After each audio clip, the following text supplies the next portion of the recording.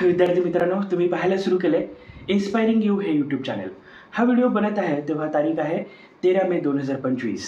आज महाराष्ट्राच्या इयत्ता 10वीच्या स्टेट बोर्डचा रिझल्ट ड्यू आहे. दुपारी 1 पर्यंत हा रिझल्ट लागून जाईल. मी जसं म्हणालो, तुमचा जर आज रिझल्ट लागणार आहे 10वीचा किंवा तुम्ही 11वीला ॲडमिशन घेणार आहात तर हा व्हिडिओ नक्की पहा. आता असं मी का म्हणालो लक्षात घ्या. बघा, आपला 10वीचा रिझल्ट लागला, सगळेजण खुश होतात, आपल्याला चांगले मार्क पडतात. कुणालाच अपेक्षेप्रमाणे मार्क पडत नाहीत. म्हणजे ज्याला 90% पडावेसे वाटतात त्याला 80-75 पडतात वगैरे. हे सगळं होत राहतं. It's the part and parcel of the life. हा रिझल्ट किती लागला, कसा लागला, किती पर्सेंट पडायला पाहिजे होते, किती नको आहे वगैरे, ह्या गोष्टी अलहिदा. आज आपण काय चर्चा करणार की आता पुढं काय. कारण 10वी नंतरचं हे जे वळण आहे ते अतिशय निर्णायक आहे. It can give a turning point two your life. म्हणजे तुम्ही आयुष्यात जर इंजिनियर झालात तर त्याचा टर्निंग पॉईंट हा 10वीच आहे. तुम्ही डॉक्टर झालात तरी 10वीच आहे. तुम्ही CA, CS, CMA असं काही झालात तरी 10वीच आहे. आता मी असं का म्हणतो सांगतो. कारण तुम्हाला 10वी झाले तुम्ही इंजिनियर, डॉक्टर, CA बनत नाही, पण त्याचा रस्ता निवडण्याचा अधिकार तुम्हाला आहे. मग आता नक्की काय करावं लागेल तर बेसिकली तुम्हाला जर गणितामध्ये आवड असेल, बघा मी असं नाही म्हणत की तुम्हाला गणितामध्ये 90 मार्क पडतात का, 95 मार्क पडतात का, असं नाही म्हणत. 8वी 9वी 10वीचं फक्त तुम्हाला गणित विषय आवडतो, गणिताचे लेक्चर्स तुम्ही एन्जॉय करता आणि गणित हा विषयाच्या लेक्चरला पळून जावं असं वाटत नाही किंवा झोप लागत नाही, तर गणित हा तुमचा आवडता विषय आहे. तर तुम्हाला PCM म्हणजे फिजिक्स, केमिस्ट्री आणि मॅथमॅटिक्स सायन्ससाठीची मी माहिती देतोय.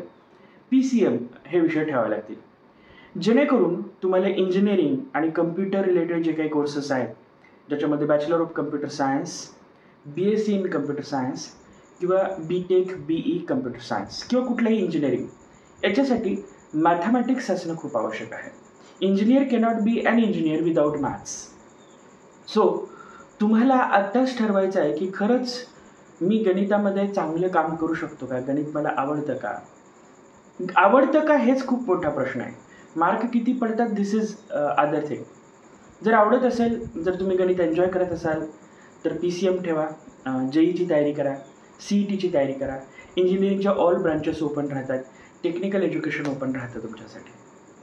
हे झालं PCM म्हणजे फिजिक्स, केमिस्ट्री, मॅथमॅटिक्ससाठी. आता दुसरा विषय राहिला की सर मला गणित येत नाही, गणित आवडत नाही, गणिताच्या तासाला झोप लागते. मी आत्तापर्यंत जेवढ्या पण ओरडा आणि शिव्या खाल्ल्यात त्या गणिताच्या मार्क्सवरूनच खाल्ल्यात. आता मला गणितापासून सुटका पाहिजे, असं जर तुम्हाला वाटत असेल तर yes, this is right time to get away, escape from the mathematics. हो, तुम्ही सायन्सला ॲडमिशन घेताना PCB म्हणजे फिजिक्स, केमिस्ट्री आणि बायोलॉजी हे 3 विषय ठेवू शकता. आता बायोलॉजी कुणी ठेवला पाहिजे. एक, तुम्हाला गणित आवडत नाही सो इंजिनिअरिंगकडे जायचंच नाही, तुम्हाला इंजिनियर बनायचंच नाही. दुसरं, तुम्हाला मेडिकलला जायचं आहे, मेडिकलमध्ये तुमचा इंटरेस्ट आहे. मे बी तुम्हाला MBBS करायचं आहे, BDS करायचं आहे, BMS करायचं आहे, BHMS करायचं आहे, BSc नर्सिंग करायचं आहे, पॅरामेडिकल कोर्सेस करायचे आहेत, B फार्मसी करायचं आहे, D फार्मसी करायचं आहे, BSc ॲग्री करायचं आहे. असं जर काही तुमच्या डोक्यात असेल तर निश्चितपणे तुम्ही बायोलॉजी हा विषय ठेवा. आता बायोलॉजी विषय ठेवण्याचा काय फायदा होतो तर तुमच्यासाठी सगळ्या मेडिकलच्या ब्रांचेस ओपन राहतात. पण इथं तुम्हाला नीटची तयारी करावी लागते. नीटचा पेपर 720 मार्काचा असतो, त्यापैकी 360 मार्क एकट्या बायोलॉजीचे असतात, 180 फिजिक्स, केमिस्ट्री. तर तुम्हाला नीट जर करायचं डोक्यात असेल, पण एक लक्षात घ्या, PCM ठेवून CET आणि JEE देणं याच्यामध्ये रिस्क नाही. म्हणजे काय की तुम्हाला JEE ॲडव्हान्स नाही झालं, IIT नाही मिळालं, NIT नाही मिळालं, IIIT नाही मिळालं तरी चांगलं इंजिनिअरिंग कॉलेज मिळतं. म्हणजे तुम्ही समहाऊ इंजिनियर होताच. पण बायोलॉजी ठेवून नीट करण्यामध्ये एक रिस्क आहे की तुम्हाला जर 500 ते 600चा नीटला स्कोर नाही आला तर ना तर तुम्ही MBBS डॉक्टर बनता, BDS डॉक्टर बनता, ना BAMS डॉक्टर बनता. म्हणजे तुमचं डॉक्टर बनण्याचं स्वप्नच राहतं. त्यामुळं बायोलॉजी ठेवून नीटचं प्रिपरेशन करणं हे खूप चॅलेंजिंग आहे. म्हणजे असं आहे की जसं एकाच देवाची आयुष्यभर पूजा करावी आणि तो देव पण पाहू नये असं आहे. त्याच्यामुळं खूप मेहनत करावी लागते बायोलॉजीच्या विद्यार्थ्यांसाठी. आता तुम्ही म्हणाल बायोलॉजी विषय कुणाला सोपं जातो, ज्याचं पाठांतर चांगलं आहे, ज्याचं फॅक्ट लक्षात राहतात, ज्याला थेरी, जो व्यक्ती थेरी एन्जॉय करतो, ज्याचं इंग्लिश चांगलं आहे पर्टिक्युलरली. ज्याचे इंग्लिश चांगलं आहे त्याच्यासाठी बायोलॉजी हा विषय सोपा जातो. हे झालं PCM आणि PCB. तुम्हाला पहिलंच डोक्यात असेल की मला कम्प्युटरमध्ये करिअर करायचे तर बायफोकलमध्ये कम्प्युटर सायन्स हा विषय ठेवा. त्याच्यामध्ये तुम्हाला 101 मार्काचा प्रॅक्टिकल असतं, एक विषय थेअरीचा असतो. सो 200 मार्काचा हा पेपर असतो बायफोकलमध्ये.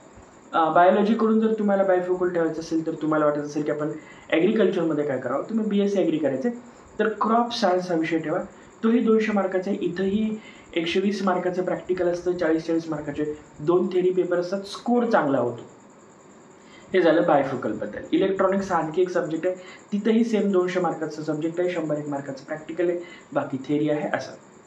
या व्यतिरिक्त काही मुलं अशी म्हणतील की सर आम्हाला सायन्सला जायचंच नाही, ना तर एवढा अभ्यास करायचा आहे, ना तर त्याला ट्युशन क्लासेस, JEE नीट CET याचं प्रिपरेशन करायचं आहे, ना तर मला डॉक्टर इंजिनियर होण्याचा इंटरेस्ट आहे. तुमच्यासाठी आणखी एक चांगलं करिअर आहे ते म्हणजे कॉमर्स थ्रू. जर तुम्हाला लाईट वेट, कमी एक्सपेन्सेस, कमी डोक्याला ताप आणि जास्त रिटर्न देणारा कोर्स चूज करायचा असेल तर आहे commerce.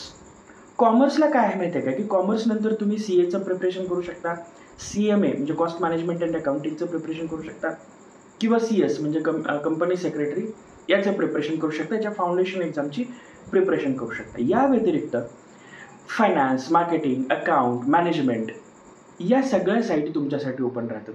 Private banking, share market, mutual fund, private कंपन्यांचे अकाउंट्स, बॅलन्स शीट, CAचे ऑफिसेस, इथं तुम्हाला चांगले ऑफिशियल जॉब मिळतात.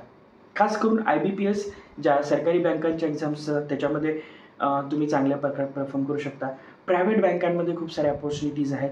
सो तुम्हाला जर असं वाटत असेल की डॉक्टर इंजिनियर बनने के लिए मैं नहीं बना हूँ, then commerce is waiting for you.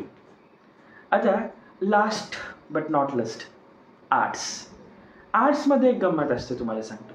तुम्हाला खरंच कला, क्रीडा, साहित्य, संस्कृती, साहित्य याच्यामध्ये आवड असेल, गायन, वादन किंवा व्याख्यान, चित्रकला, हस्तकला, काही कशातही तुम्हाला आवड असेल आणि तुम्हाला जर वाटत असेल की आपण या क्षेत्रात जायला पाहिजे तर तुम्ही आर्ट्सला ॲडमिशन घ्या. Sport, literature, acting, drama, singing, dancing, कुठलंही काय त्याच्या अकॅडमी लावा, त्याच्यामध्ये काम करत राहा. नॉमिनल 11वी-12वी आर्ट्स करा, पुढं BA करा आणि तुमच्या ज्या क्षेत्रात इंटरेस्ट आहे, मे बी स्पोर्ट असेल, मे बी इतर ॲक्टिव्हिटी असेल, त्यात तुम्ही काम करा. एक कलाकार खूप पैसे कमवतो जर त्याच्यामध्ये खरंच कला असेल तर. सो आर्ट्स हा इग्नोर्ड टॉपिक नाही आहे, ज्याच्यामध्ये खरंच काही स्पार्क आहे त्या मुलांकरता ती बनवली आहे.